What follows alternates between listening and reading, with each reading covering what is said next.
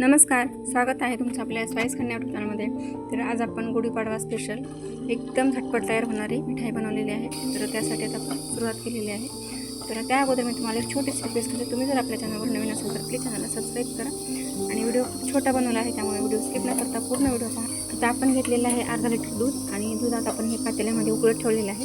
आता आपल्याला दूध हे फाडून घ्यायचे, तर त्यासाठी आपण त्याच्यामध्ये एक लिंबू पिळून घालणार आहोत किंवा तुमच्याकडे जर व्हिनेगर असेल तर व्हिनेगरसुद्धा पाण्यामध्ये मिक्स करून थोडंसं घालत राहिलं तर हे दूध फाटतं। तर आता आपण हे दूध उकळत असताना एक लिंबूचा रस घातलेला आहे। खायला म्हणाल तर खूपच चविष्ट लागते ही मिठाई, त्यामुळं तुम्हीसुद्धा उद्या गुढीपाडव्यासाठी नक्की ट्राय करा ही मिठाई।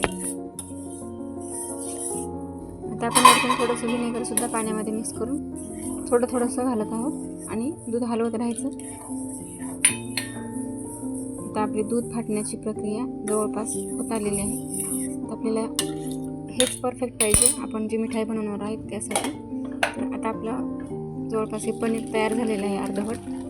तर आता आपण हे गाळून घेतलेलं आहे आणि आता ह्याच्यामध्ये व्हिनेगरचा वास आणि लिंबूचा वाससुद्धा जास्त येतो, त्यामुळे आपण हे थोडंसं धुवून घेणार आहे। तर जवळपास 1 वाटी झालेलं आहे अर्धा लिटरपासून। तुम्हाला जर क्वांटिटी जास्त हवी असेल तर तुम्ही 1-1.5 लिटर दूध घेतलं तरी चालतं। आपण स्वच्छ धुवून घेतलेलं आहे आणि आता आपण ह्याला मिक्सरच्या भांड्यामध्ये घालणार आहोत।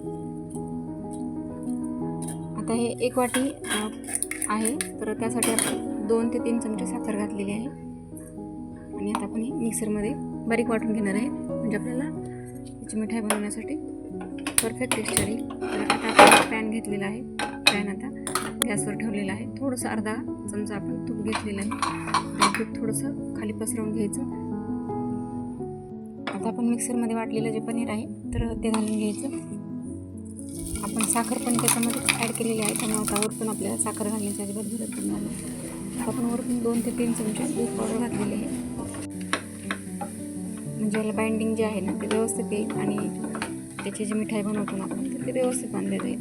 तर आता आपल्याला थोडंसं मॅश करत याला हलवत राहायचं चांगलं 2 ते 3 मिनिटांसाठी। आता आपण घातलेल्या वरतून इलायची पावडर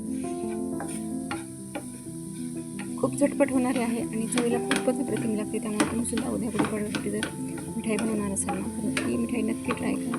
तर आपलं हे टेक्स्चर व्यवस्थित तयार झालेलं आहे, एकदम स्मूथ झालेलं आहे आणि आता आपण त्याचे छोटे छोटे मिठाईच्या आकाराचे लाडू बांधून घेणार आहे। तर हे पहा या पद्धतीनं। तर कशी वाटली मिठाई कमेंट करून सांगा। भेटूया नेक्स्ट व्हिडिओमध्ये, तोपर्यंत बाय बाय।